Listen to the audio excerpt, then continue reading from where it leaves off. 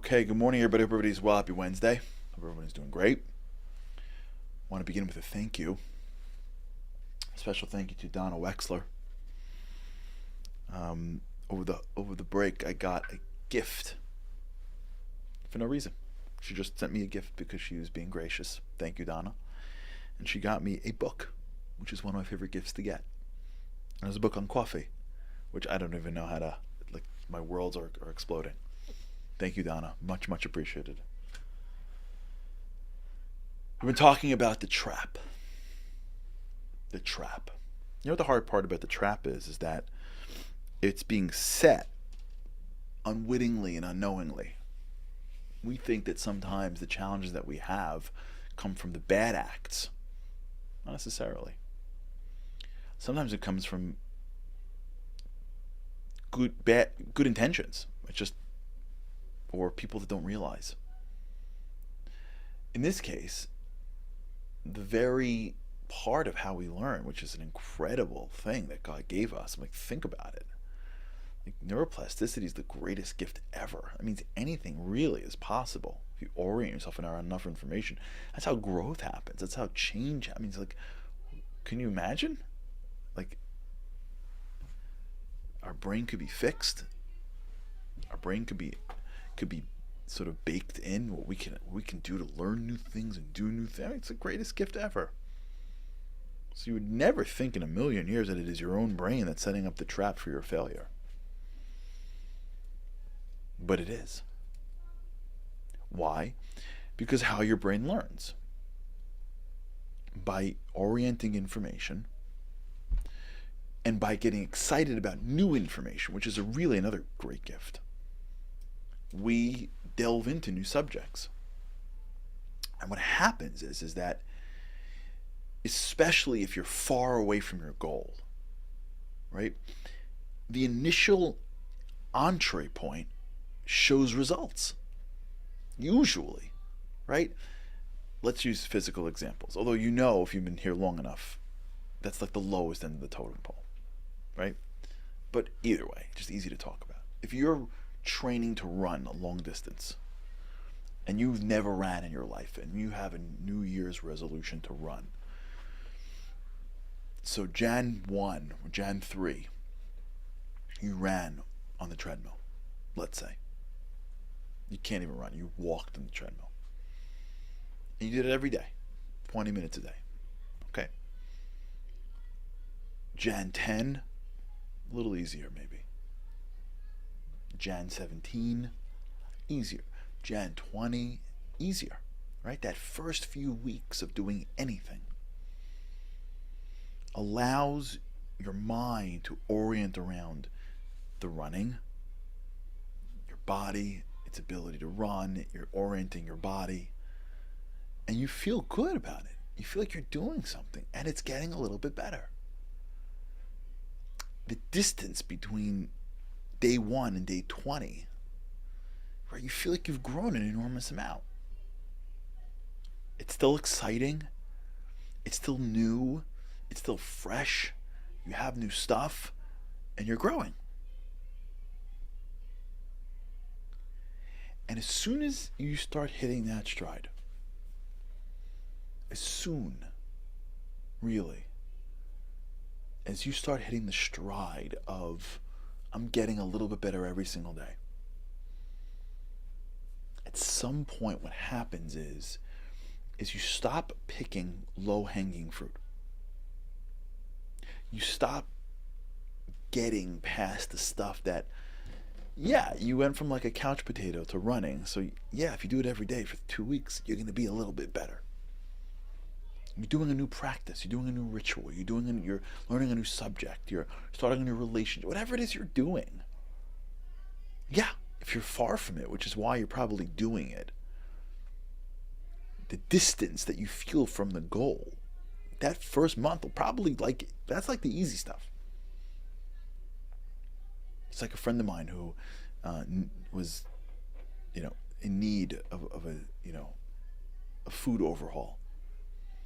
Right? Had like a real moment when his doctor told him that like either you step it up or you're gonna have some serious issues. So like he cut out like soda and like cookies, right? So yeah, if like you want to be healthy and you're drinking multiple cans of soda every day and you're pounding cookies and you cut out soda and cookies, you're going to lose some weight. But downing soda and having tons of cookies is low hanging fruit, right? You can't compare that to somebody who is like really trying to lose weight and is eating healthy and eating clean, right? The beginning of any journey starts with the stuff that is lower. I'm not saying it's easier. I'm saying you begin to see a certain momentum early on. Now, watch this. Since your brain is neuroplastic, what do you get used to?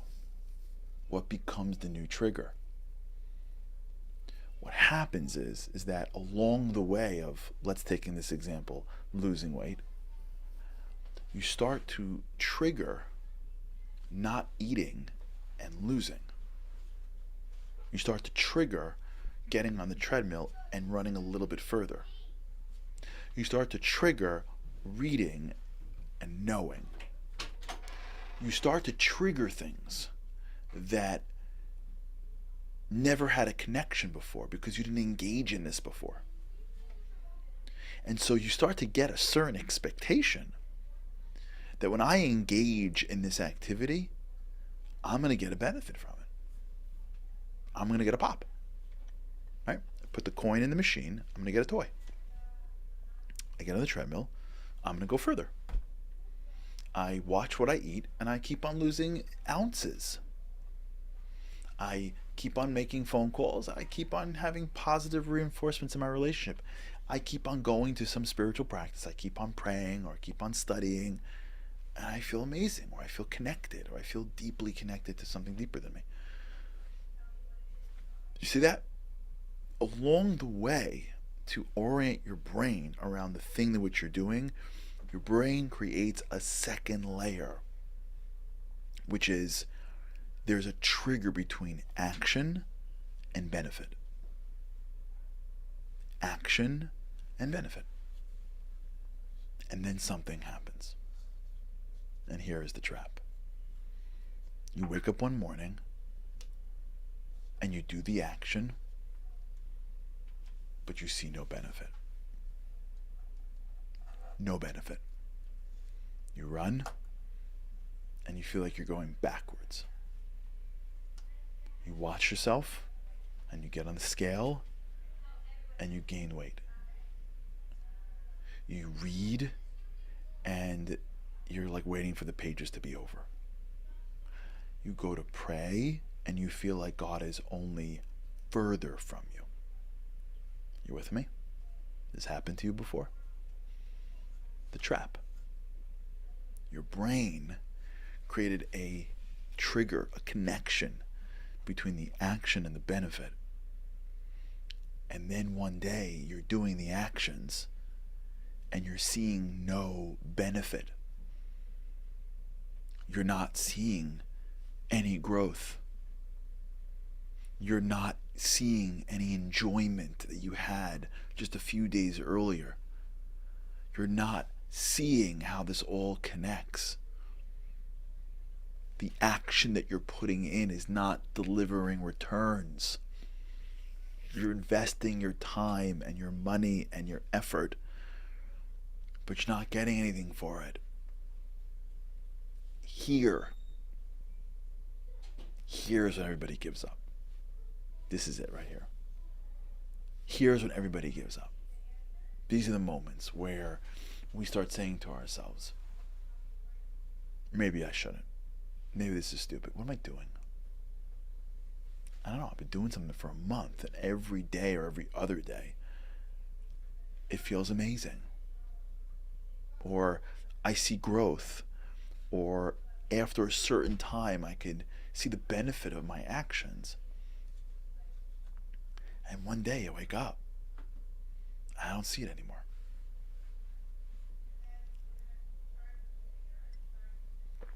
And then what clicks in is the patience. What's taking so long? What's wrong with you? It's not working. This is ridiculous. What are you doing? Aren't you exhausted? This didn't work last year.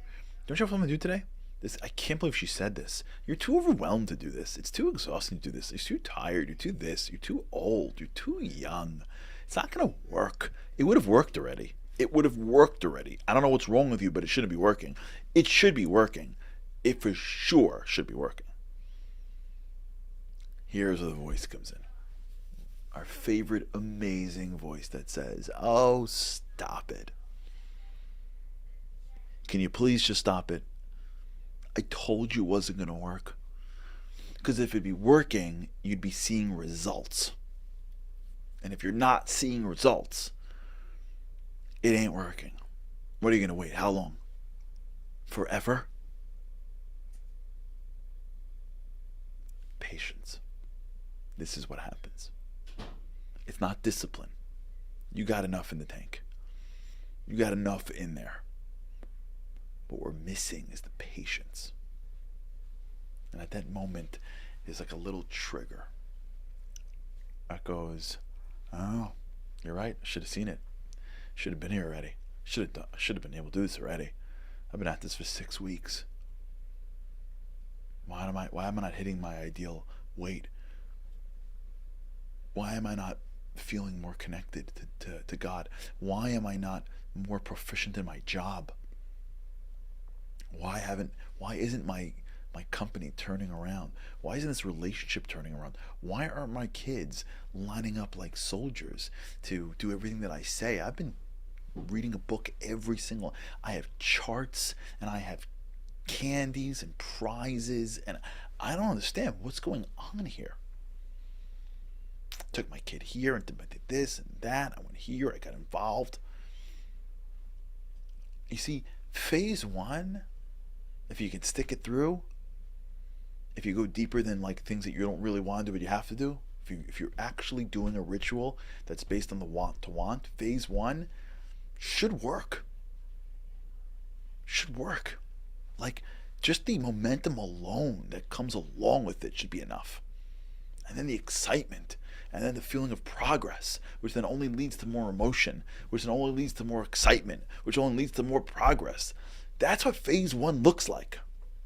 Now, if you have the ritual that's up against the goal that you never want to do in the first place, but you feel guilty not saying it, so you say it, forget it, then you're out. You didn't even start the game. But if you really dug down to something you really wanted to do, and you really thought of a ritual that wasn't going to overwhelm your life, and you really moved 1%, and you really tried to hold on for a few days, usually you can last a few weeks. For some people it's 2, for some people it's 6 or 8. But at some point, everybody hits the wall. Everybody at some point says, I don't see benefit. You know why? Because what's happening is your brain is solidifying now. Imagine like it was digging in the beginning, and your momentum you were feeling was the digging and digging and digging. And now it's solidifying. It's got the pipes. It just has to wait for it to, it's like if you're playing with like clay, right? You're laying and laying and laying and you're laying, and now the clay has to slowly solidify. It's fun to paint, but you gotta watch it dry, and it's gotta slowly solidify. What's happening is at some point in your brain and your body is that it's achieving the goals. It's just that it becomes invisible to you because it's solidifying. Your body adapts around the exercise, so it's not having the same impact that it had in the beginning. Your brain is adapting to the information, so it doesn't feel as exciting because it's hearing things again and again. You're connecting to something deeper, so that initial feeling of excitement starts to go away. What's happening is you're solidifying the relationship that's daily, no matter what, even if you don't feel it. The information that you've heard once or twice or 10 times before, that's just getting so strong that it's going to become automatic soon. You're shifting, and shifting you're losing some of that feeling that results. And so here is where the patience clicks in. All right, we'll talk about this. All right, everybody, have a great day. God's help, I can't wait to see you again tomorrow. Have a great day. Living on a lifeline, the world doesn't ever seem to change. Looking for the sunshine, but you're caught up in the rain. It's like your eyes are wide open, but you cannot see. You're watching life pass you by like 1, 2, 3. Walking in destruction, the winds of life blur your vision. All the devastation forever feels like you're on the run. It's time, no one else can set you free. You're locked inside, and only you have got the key.